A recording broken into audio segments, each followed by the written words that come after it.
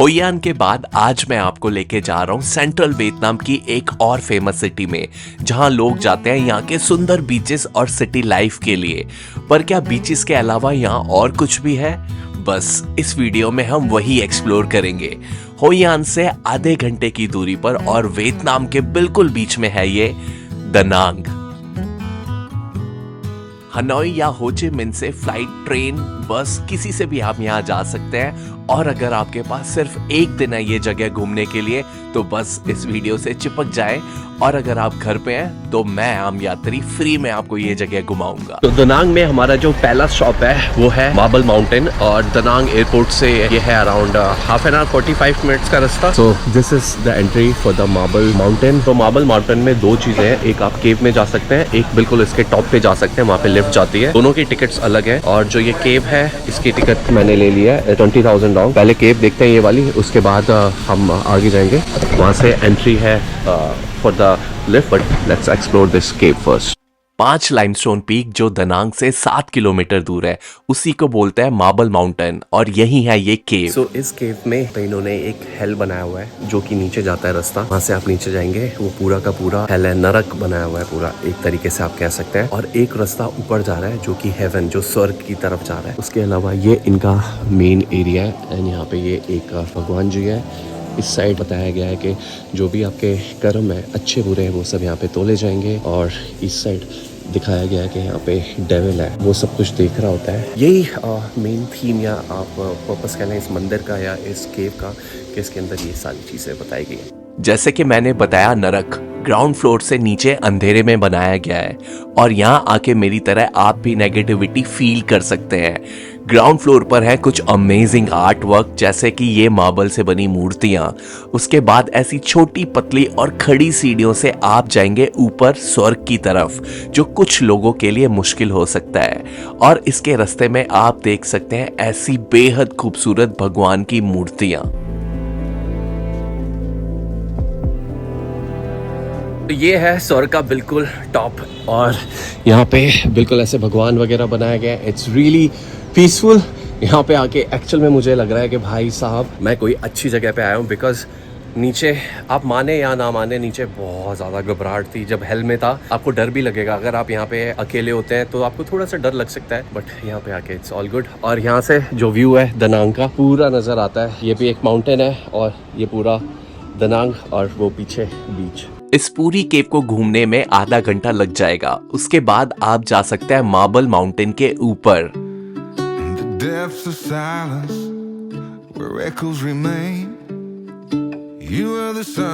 तो यस, ये पूरा एरिया है, वहाँ पे कार और आपकी बसेस या कुछ भी आती है वो पार्क होगी। और यहाँ से आप टिकट बाय करेंगे केव के लिए, और यहाँ से फिर आप आगे एलिवेटर पे जाएंगे। ये पूरा इन्होंने लंबी लिफ्ट बनाई हुई है ऊपर जाने के लिए। तो बाहर जो इन्होंने टिकट के प्राइसेस लगाए हुए थे वो थोड़े से महंगे हैं, बट एक्चुअल में टिकट जो पड़ी है वो है 55,000 डोंग की, जो कि है अराउंड 170 रुपीज़। तो फिर तो ये बिल्कुल ठीक है। इसके अंदर आप एलिवेटर से ऊपर जाएंगे और ये एंट्री टिकट भी इसके अंदर इंक्लूड है। So let's go to elevator. और ये यहाँ से एलिवेटर की एंट्री शुरू हो जाती है। 2 लिफ्ट है यहाँ पे, लिफ्ट नंबर 1 एंड 2।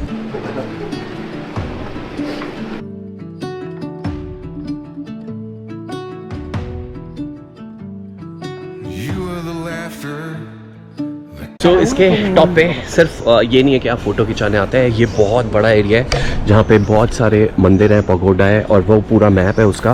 और यहाँ पे केव्स भी हैं, आई थिंक 3 केव्स हैं यहाँ पे। तो यहाँ पे आपको टाइम लग जाएगा एटलीस्ट हाफ एन आवर से 45 मिनट्स आप लेके चलिए, आप ऊपर आराम से एक्सप्लोर कर सकते हैं। मैंने इतना एक्सपेक्ट नहीं करा था, मेरे को ऐसा लगा सिर्फ एलिवेटर के ऊपर जाएंगे और बस वहाँ पे फोटो खिंचा के वापस आ जाएंगे, बट एक्चुअली में ये बहुत ज़्यादा सुंदर है। It's really really beautiful. दशकों से मार्बल माउंटेन का अपना महत्व रहा है वियतनाम की हिस्ट्री में, और आज के दिन में यहाँ ढेरों केव्स, टनल्स और महायाना बुद्धिस्ट और गोएन डायनेस्टी के बनाए पगोडास हैं। उनमें से ही एक है ये केव, जो थोड़ी एडवेंचरस सी है और थोड़ा मुश्किल हो सकता है यहाँ पर जाना। छोटी छोटी सीढ़ियाँ, अंधेरा और संकरा रास्ता है यहाँ, पर ये केव आपको ले जाती है इस माउंटेन के ऊपर, जहाँ से आप पूरा दानांग देख सकते हैं। ओके, ऑलराइट, यहाँ पे पूरा मार्बल ही मार्बल है। केव के अंदर भी बहुत सारे मार्बल थे, मतलब मोस्टली जो ये सारा अपर पार्ट बना हुआ है केव का, it's of marble and the view is just amazing. इस केव से निकलते ही आप आ जाते हैं दूसरी केव की एंट्री पर और उसका नाम है हुएन कॉन्ग, जो कि सबसे सुंदर केव है यहाँ की। So yes, this is the entry for the second cave. पहली केव हमने देख ली थी और ये दूसरी केव है। Oh my God, it's looking absolutely beautiful.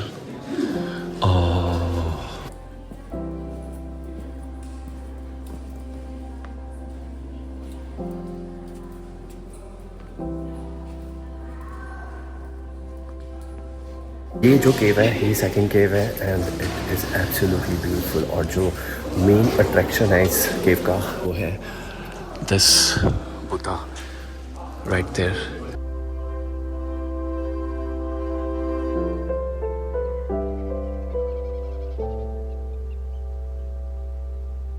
इतने ज़्यादा अमेजिंग जो लाइट्स इन्होंने इसके ऊपर डाली हुई है, बहुत ही ज़्यादा सुंदर लग रहा है। और उसके बिल्कुल नीचे यहाँ पे मोमबत्तियाँ अगरबत्तियाँ जलाई हुई हैं और पूरा केव में ऐसे अलग अलग छोटे मंदिर बने हुए हैं और बहुत ही ज़्यादा अमेजिंग जगह है। और इसके ऊपर रोशनी के लिए यू कैन सी नेचुरल, इसमें ऐसी जगह है जहाँ से जो सनलाइट है वो आ रही है।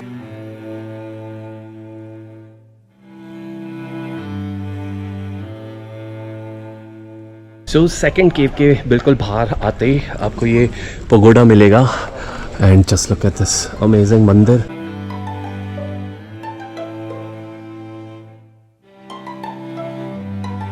और ये काफ़ी पुराना मेरे को लग रहा है मंदिर। इस जगह पर अगर आप आए मार्बल माउंटेन तो थोड़ा सा टाइम निकाल के आए, एटलीस्ट 2 से 3 घंटा तो आप सारी केव्स देख पाएंगे, पगोडा देख पाएंगे।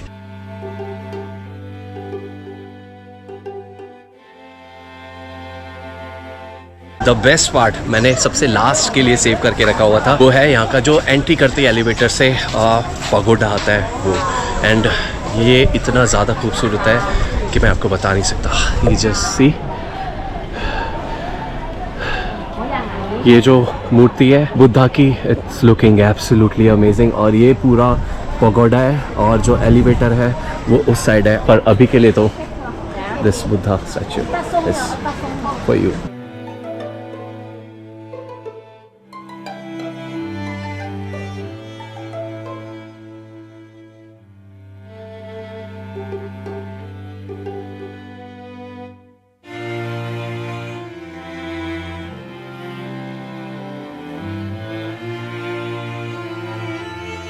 तो ये था मार्बल माउंटेन और अब हम एक दूसरी जगह जा रहे हैं दनांग की, जो बहुत ही ज़्यादा फेमस है, जिसे बोलते हैं बाना हिल्स। मार्बल माउंटेन से अराउंड 1.5 घंटा लगता है, 45 किलोमीटर दूर है वो।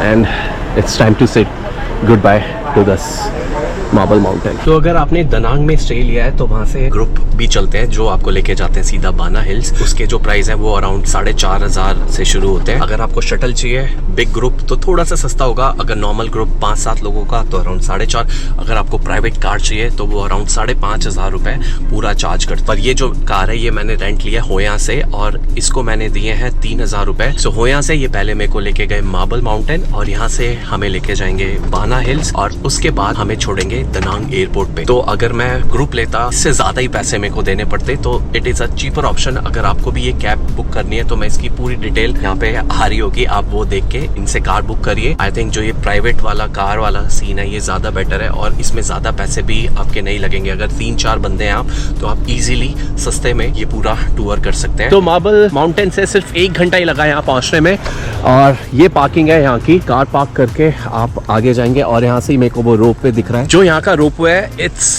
Largest rope way in the whole world. जो सबसे लंबा रोप वे ये है वो। जो टिकट है उसके अंदर ये रोप वे का दोनों साइड ऊपर जाना और नीचे आना सब कुछ इंक्लूड होता है। उससे पहले हम टिकट का भी पूछेंगे कि अगर आप यहाँ पे आके टिकट लेते हैं वो कितने की है। और क्लूक से जो मैंने लिया वो तो मैंने आपको रेट बता दिया, 3,000 rupees per person. So let's go and explore this बाना हिल। तो इस पूरी जगह को सन वर्ल्ड भी बोलते हैं, सन वर्ल्ड बाना हिल्स। और जो टिकट था वो ऑलमोस्ट सेम था, 3000 रुपए के अराउंड अगर आप यहाँ से लेंगे। और भी टिकट्स थे वहाँ पे, जैसे अगर आपको बुफे लंच चाहिए तो उसके लिए भी अलग टिकट था। And this is the entry for the बाना हिल। और हिल के अलावा काफी सारी चीजें हैं, तो ऊपर चलते हैं, then will gonna explore this.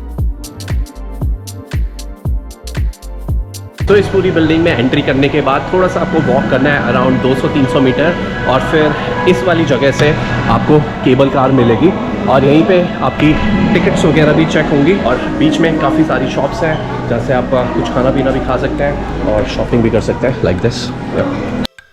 उसके बाद आप जा सकते हैं एक टाइम की दुनिया की सबसे लंबी केबल कार में, जिसका रिकॉर्ड वियतनाम की ही फुकॉक आइलैंड में बनी केबल कार ने तोड़ दिया है, जो 8 किलोमीटर लंबी है। यहाँ नीचे से ऊपर जाने में लगभग 20 मिनट लग जाते हैं और इन 20 मिनट में आपको कुछ बहुत ही सुंदर नज़ारे देखने को मिलेंगे।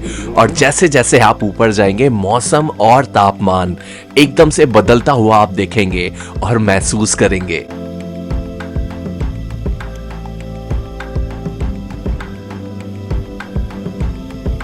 सो फाइनली हम ऊपर पहुंच गए। जो लॉन्गेस्ट केबल कार है, मेरे को ऐसा लग रहा था हाँ ठीक है थोड़ी बहुत होगी, पर आपको पता है एक्चुअल में ये 5.8 किलोमीटर लंबी ये केबल कार है। नीचे एकदम गर्मी थी और यहाँ आते ही इट्स ऑल फॉग्ड अप, बहुत ज़्यादा फॉग है यहाँ पे, यू कैन जस्ट सी।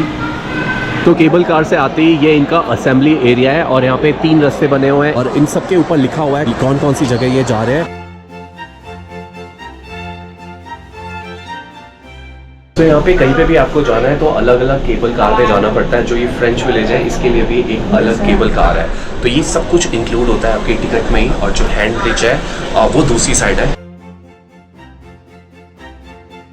तो फाइनली हम फ्रेंच विलेज में पहुंच गए हैं और जो भी फ्रांस की जो फेमस जगह है वो यहाँ पे इन्होंने उनका मिनिएचर वर्जन बनाया हुआ है। जो सबसे पहले आप चीज़ देखेंगे वो है ये द म्यूजियम, आई थिंक लू म्यूजियम बोलते हैं इसको। इट्स एब्सोल्युटली ब्यूटीफुल, बहुत ज़्यादा सुंदर है। और ये जैसे कैसल जो फ्रांस में होते थे पिछले ज़माने में, वो कैसल बनाए हुए हैं। एंड ये पूरा जो आर्किटेक्चर है सब कुछ फ्रांस से कॉपी करके इन्होंने यहाँ पे बना दिया। और हाँ, अगर आप यहाँ पे आ रहे हैं तो अम्ब्रेला या अपना रेनकोट ज़रूर लेके आइए, बिकॉज यहाँ पे कभी भी बारिश हो जाती है। जैसे अभी यहाँ पे एकदम सही था, अभी यहाँ पे तेज़ बारिश हुई, फिर एकदम से बारिश बंद हो गई। अगर आप यहाँ पे आते हैं फ्रेंच विलेज में तो यहाँ पे अम्यूजमेंट पार्क भी बनाया हुआ है, वहाँ पे आप राइड ले सकते हैं। टिकट में अम्यूजमेंट पार्क में एंट्री फ्री है, राइड्स की जो टिकट्स हैं वो उसके अंदर इंक्लूड नहीं होती है। सो इस फ्रेंच विलेज में एक और चीज़ मेरे को पता लगी है, वो ये कि यहाँ पे होटल्स भी हैं जहाँ पे आप रुक सकते हैं। जो ये पूरा विलेज है आपको एक्चुअल में ही लगेगा आप फ्रांस के अंदर है। जो ये सारी ऐसी गलियाँ होती हैं, कैफेज, रेस्टोरेंट्स, ये सब कुछ जो फ्रांस में होता है बिल्कुल एग्जैक्टली इन्होंने पूरा का पूरा रेप्लिका ऐसे बनाया हुआ है। काफ़ी सारे यहाँ पे रेस्टोरेंट्स हैं और ये जो बिल्डिंग है ये बिल्कुल फ्रांस का एकदम हूबहू कॉपी है।